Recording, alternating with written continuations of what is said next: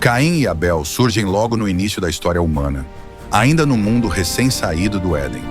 Depois da queda, Adão e Eva passam a viver fora do paraíso, agora sujeitos ao trabalho duro, ao sofrimento e à morte. É nesse contexto que nasce o primeiro filho do casal. A Bíblia diz: Adão teve relações com Eva, sua mulher, e ela concebeu e deu à luz a Caim. Então disse: Alcancei do Senhor um homem. Gênesis 4:1. O próprio nome Caim carrega a ideia de aquisição, de algo conquistado. Para Eva, aquele nascimento era sinal de esperança em meio à dor da expulsão do Éden. Depois nasce o segundo filho, Abel. Diferente de Caim, o nome Abel significa algo como sopro, vapor, algo passageiro. Desde cedo, a narrativa já cria um contraste silencioso entre os dois irmãos. Cada um segue um caminho diferente. Caim se torna lavrador, alguém ligado à terra. Abel se torna pastor de ovelhas. Gênesis 4:2. Ambos trabalham, ambos produzem, ambos vivem sob a mesma criação de Deus. Mas seus corações começam a se revelar nas escolhas. Em determinado momento, os dois decidem apresentar ofertas ao Senhor. A Bíblia não explica quanto tempo passou, apenas diz: ao cabo de tempos. Gênesis 4:3. Isso mostra que o ato de ofertar não foi algo impulsivo, mas parte de uma prática reconhecida. Caim traz do fruto da terra uma oferta ao Senhor. Abel, por sua vez, traz das primícias do seu rebanho e da gordura deste. Gênesis 4:4. Aqui está um ponto crucial da história. Deus se agrada da oferta de Abel, mas não se agrada da oferta de Caim. O texto é direto. Agradou-se o Senhor de Abel e de sua oferta, ao passo que de Caim e de sua oferta não se agradou. Gênesis 4:4-5. A Bíblia não diz que o problema era o tipo de oferta, vegetal ou animal, mas deixa claro que a diferença estava na atitude do coração. Abel oferece o melhor, as primícias, aquilo que representa honra, prioridade e confiança. Sobre Caim, o texto não menciona primícias nem excelência. Apenas diz que ele trouxe do fruto da terra. A reação de Caim é imediata e intensa. Ele fica extremamente irado e seu semblante cai.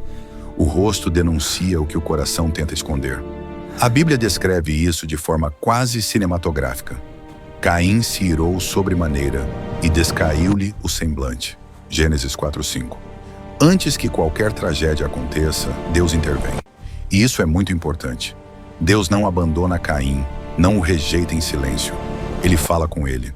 Deus faz perguntas que revelam tanto o problema quanto a solução. Por que andas irado? E por que descaiu o teu semblante? Gênesis 4:6. Em seguida, Deus apresenta uma escolha clara, quase um aviso misericordioso. Se procederes bem, não é certo que serás aceito? Se todavia procederes mal, eis que o pecado jaz à porta. O seu desejo será contra ti, mas a ti cumpre dominá-lo. Gênesis 4:7. Essa é uma das declarações mais profundas de toda a Bíblia sobre a natureza do pecado. O pecado é descrito como algo vivo, à espreita, esperando o momento certo para atacar. Ele deseja dominar o ser humano, mas Deus deixa claro que o homem ainda tem responsabilidade e capacidade de escolha. Caim escuta tudo isso, ele entende o aviso. O texto não mostra nenhuma resposta verbal dele, apenas silêncio. E o silêncio de Caim é carregado de tensão. A partir desse ponto, a narrativa desacelera e fica pesada. Caim chama Abel para ir ao campo. Gênesis 4:8. O campo, que deveria ser lugar de trabalho e vida, se torna o cenário da primeira morte humana. Não há discussão registrada, não há gritos descritos, não há luta detalhada. A Bíblia diz de forma seca e direta: estando eles no campo, se levantou Caim contra Abel, seu irmão, e o matou. Gênesis 4:8. Aqui acontece algo que nunca havia ocorrido antes na história da humanidade. Um ser humano tira a vida de outro. Não é um acidente, não é um erro. É um assassinato motivado por inveja, orgulho ferido e incapacidade de lidar com a correção divina. Abel não morre por ser mau, mas por ser justo. Ele se torna o primeiro mártir da história bíblica. Mais tarde, o Novo Testamento confirma isso, dizendo que Abel ofereceu um sacrifício melhor pela fé. Hebreus 11:4. Depois do crime, Deus novamente entra em cena. Assim como fez com Adão após o pecado no Éden, Deus faz uma pergunta que não busca informação, mas confissão. Onde está Abel, teu irmão? Gênesis 4:9. Caim responde com uma das frases mais frias e famosas da Bíblia. Não sei, acaso sou eu tutor de meu irmão? Essa resposta revela o endurecimento completo do coração de Caim. Ele mente, despreza a responsabilidade e tenta se esquivar. Mas nada passa despercebido diante de Deus. O Senhor declara: Que fizeste? A voz do sangue de teu irmão clama da terra a mim. Gênesis 4:10. O sangue de Abel se torna testemunha contra Caim. A terra que antes recebia o trabalho de Caim, agora se torna prova do crime. O pecado não ficou escondido no campo. Ele ecoa diante de Deus. Deus então anuncia as consequências. Caim é amaldiçoado pela terra, que não produzirá mais para ele como antes. O lavrador perde sua ligação produtiva com o solo. Além disso, Caim se torna fugitivo e errante sobre a terra. Gênesis 4:11-12.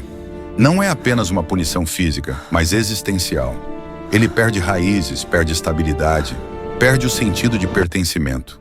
Ao ouvir a sentença, Caim não demonstra arrependimento pelo assassinato, mas medo da consequência. Ele diz: É tamanho o meu castigo e já não posso suportá-lo. Gênesis 4:13. Ele teme ser morto por qualquer pessoa que o encontre. Mesmo assim, Deus demonstra um tipo de misericórdia severa. Coloca um sinal em Caim para que ninguém o mate. Gênesis 4:15. A Bíblia não explica qual era esse sinal, apenas afirma sua função: preservar a vida daquele que tirou uma vida. Caim então sai da presença do Senhor e vai habitar na terra de Nod, ao oriente do Éden, de Gênesis 4:16. O afastamento físico reflete um afastamento espiritual. Ele constrói uma cidade, tem descendentes e dá continuidade à humanidade. Mas a marca da violência permanece como um eco daquela primeira escolha errada não dominada. A história de Caim e Abel não termina com o assassinato nem com o exílio de Caim. Na verdade, ali começa um padrão que atravessa toda a Bíblia. O conflito entre o coração que se submete a Deus e o coração que resiste. Abel, mesmo morto, continua falando. O Novo Testamento afirma isso claramente. Pela fé, Abel ofereceu a Deus mais excelente sacrifício do que Caim. E por meio dela, mesmo depois de morto, ainda fala. Hebreus 11:4. Abel não deixa palavras registradas, mas sua fé se torna testemunho eterno. Jesus também menciona Abel de forma direta, chamando-o de justo. Em Mateus 23:35, Cristo fala do sangue de Abel, o justo, colocando sua morte como o início de uma longa história de perseguição contra aqueles que agradam a Deus. Isso revela algo profundo. A primeira tragédia humana não foi apenas um homicídio, mas o nascimento da perseguição espiritual dentro da própria família humana. O apóstolo João aprofunda ainda mais o contraste entre os irmãos. Ele escreve: Não sejamos como Caim, que era do maligno e assassinou a seu irmão. E por que o assassinou? Porque as suas obras eram más e as de seu irmão justas. 1 João 3:12. João não aponta o motivo no tipo de oferta, mas nas obras, na postura de vida. O problema de Caim não começa no campo, mas no coração.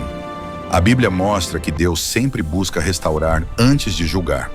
Antes do assassinato, Deus conversa com Caim, alerta, orienta e oferece uma saída. Isso deixa claro que o crime não foi inevitável. O pecado estava à porta, mas Caim poderia tê-lo dominado. Gênesis 4:7. Essa verdade atravessa toda a Escritura. O ser humano é responsável pelas escolhas que faz diante de Deus. A partir de Caim, a violência passa a crescer na humanidade. Seus descendentes são listados em Gênesis 4, e entre eles surge Lameque, que se gaba de ter matado um homem e transforma a violência em motivo de orgulho. Gênesis 4:23-24. O que começou com inveja se transforma em cultura de morte. A Bíblia mostra que o pecado não fica estático. Ele se expande quando não é confrontado. Em contraste, Deus levanta outra linhagem por meio de Sete, o filho que nasce após a morte de Abel. Eva reconhece isso ao dizer: Deus me concedeu outro descendente em lugar de Abel, que Caim matou. Gênesis 4:25. A partir de Sete, o texto diz algo extremamente significativo. Daí se começou a invocar o nome do Senhor. Gênesis 4:26. Ou seja, mesmo em meio à tragédia, Deus preserva uma linha de fé, adoração e relacionamento. A história de Caim e Abel revela que Deus não está interessado apenas em atos religiosos externos, mas na motivação interior. Provérbios 21:27 confirma isso. O sacrifício dos perversos é abominação. Abel não foi aceito porque ofereceu um animal, mas porque ofereceu com fé, reverência e prioridade. Caim não foi rejeitado por trabalhar a terra, mas por oferecer sem devoção verdadeira. Outro ponto forte dessa narrativa é a responsabilidade fraterna. A pergunta irônica de Caim, "Sou eu tutor do meu irmão?", ecoa até hoje. A Bíblia responde essa pergunta ao longo de toda a Escritura com um sim. Amar, cuidar e proteger o outro faz parte do propósito divino. O primeiro não humano a essa responsabilidade gera morte. A marca de Caim também carrega um ensinamento profundo. Deus não permite que ele seja morto, mostrando que a justiça divina não é vingança humana. O juízo vem, mas acompanhado de limites. Isso não absolve Caim, mas revela que Deus continua soberano, até sobre aqueles que erram gravemente. A misericórdia não apaga as consequências, mas impede que o mal tenha a última palavra. Espiritualmente, Caim representa o ser humano que se recusa a se submeter à correção. Ele não aceita ser confrontado, não aceita aprender, não aceita mudar. Abel representa aquele que confia em Deus, mesmo sem ver recompensa imediata. Ele morre cedo, sem explicações, mas sua fé atravessa gerações. A Bíblia deixa claro que o problema central não é Deus aceitar um e rejeitar outro de forma arbitrária, mas a resposta humana ao chamado divino. Romanos 9 e Hebreus 11 mostram que a fé sempre foi o critério principal. Desde o início, Deus busca corações rendidos, não rituais vazios. Caim sai da presença do Senhor, e essa talvez seja a consequência mais pesada de todas. Não é apenas perder a terra, a colheita ou o lar. É viver distante da comunhão com Deus. O texto enfatiza isso ao dizer que ele retirou-se da presença do Senhor. Gênesis 4:16. A tragédia maior não é o exílio físico, mas o afastamento espiritual. A primeira tragédia humana revela algo que continua atual. O pecado começa pequeno, cresce no silêncio, se alimenta da inveja e explode quando não é dominado. Deus sempre alerta antes da queda, mas a escolha final pertence ao ser humano. Caim ouviu a voz de Deus, mas escolheu ignorá-la. Abel talvez nunca tenha imaginado que sua fidelidade custaria a própria vida, mas ela se tornou exemplo eterno. No fim, a história de Caim e Abel não é apenas sobre dois irmãos do passado. É um espelho da humanidade. É a escolha diária entre dominar o pecado ou ser dominado por ele, entre oferecer o melhor a Deus ou apenas cumprir um ritual, entre ouvir a correção ou deixar a inveja falar mais alto. A primeira tragédia humana ensina que o coração importa mais do que a oferta, que a fé fala mais alto que palavras e que, mesmo em meio à morte, Deus continua escrevendo uma história de redenção. Se essa história te fez pensar, então já se inscreve no canal. Aqui a Bíblia não é contada por cima. A gente vai fundo no texto, no contexto e no que isso revela sobre nós até hoje. Ativa o sino, porque as próximas histórias ficam ainda melhores. Quer nos ajudar a continuar espalhando a palavra? Dá uma olhada nos links aqui na descrição. Comprando qualquer coisa através deles, vocês nos ajudam e não tem nenhum custo extra.